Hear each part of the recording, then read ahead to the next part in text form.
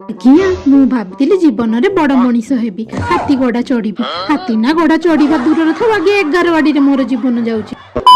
ଦେଖୁଛନ୍ତି ଦୁନିଆ ଯାକର ଶୀତ ମତେ ହିଁ ଲାଗୁଛି, ଯେମିତି ଘରେ ନୁହଁ କାଶ୍ମୀରରେ ଅଛି। ଫାଇନାଲି 5ଟା 30ରେ ଉଠି ମା ସରସ୍ୱତୀଙ୍କୁ ମୁଣ୍ଡିଆ ମାରି ପାଠ ପଢା ଷ୍ଟାର୍ଟ କରିଥିଲି। ଯେମିତି ପଢିବା ପାଇଁ ନୁହଁ, ରଣକ୍ଷେତ୍ରକୁ ଯାଉଛି ଯୁଦ୍ଧ କରିବା ପାଇଁ। ଆଉ କିଛି ସମୟ ପଢେଇକି ନ ପଢେ କୁମ୍ଭକର୍ଣ୍ଣର ଆତ୍ମା ଯେମିତି ମୋ ଦେହରେ ପଶି ଯାଇଥିଲା। କି ନିଦ ଆଜ୍ଞା। A few moments later. ଆଜ୍ଞା ଶୋଇ ପଡିଥିଲି, ଏତେ ନିଦ ଯେ ମୋର ଉଠିବା ପାଇଁ 7ଟା 30 ହେଇଗଲା। ଏମିତିରେ ପାଠ ନା ଠପା ହବ ଯେ? କେଉଁମାନେ ପାଠ ପଢିବା ଟାଇମରେ ଏମିତି ଶୋଇ ପଡନ୍ତି କମେଣ୍ଟ କରିବେ। ମୁଁ ଉଠିଥିବି, ସୂର୍ଯ୍ୟ ଦେବତା ଉଠି ନଥିବେ, ଏଇଟା ଗୋଟେ କଥା? ବ୍ରଶ କରି ଦେଖେ ତ ଆମ ବାଡିରେ ଗୋଟେ ଲେମ୍ବୁ ପଡିଥିଲା।